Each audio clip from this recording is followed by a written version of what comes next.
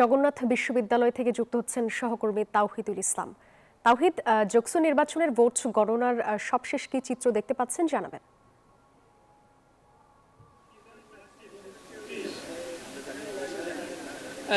সাদি, আপনাকে ধন্যবাদ। এই মুহূর্তে ২৬তম কেন্দ্রের ফলাফল ঘোষণা করা হচ্ছে। তো আমার কাছে একদম ২৪তম কেন্দ্রের পূর্ণাঙ্গ ফলাফল আছে।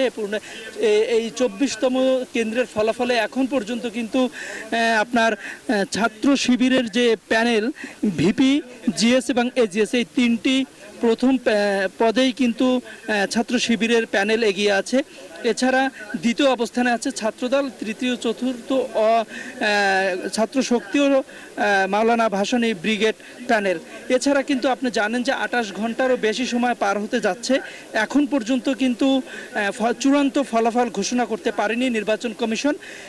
ধারণা করা হচ্ছে যে এখন ২৬তম কেন্দ্র যেহেতু ফলাফল ঘোষণা করছে, আরও ১৩টি কেন্দ্র ঘোষণা করতে বলা হচ্ছে যে রাত ১২টা পেরিয়ে যাবে। তো এই আবারও সেই গতকাল মঙ্গলবার বেলা ৩টার সময় ভোট গ্রহণ সম্পন্ন হয়। এই দীর্ঘ সময়ের জন্য প্রার্থীদের অপেক্ষা, গণমাধ্যম কর্মীদের অপেক্ষা, শিক্ষার্থীদের অপেক্ষা, সবাই একটি চরম দুর্ভোগের মধ্যে আছে।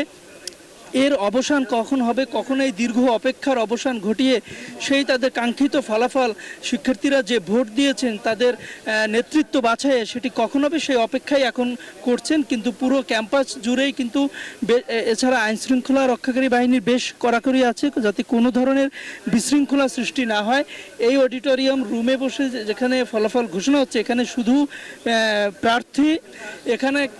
প্রার্থী এবং আর আছেন গণমাধ্যম কর্মী আর নির্বাচন কমিশন সংশ্লিষ্টরা। বাকি সাধারণ শিক্ষার্থীরাও কিন্তু এই রুমে প্রবেশ করতে দেওয়া হচ্ছে না।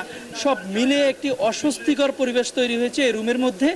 হয়তো ফলাফল ঘোষণার মধ্য দিয়ে এই পরিবেশটা কেটে যাবে, তারই অপেক্ষা করছে সবাই এখন।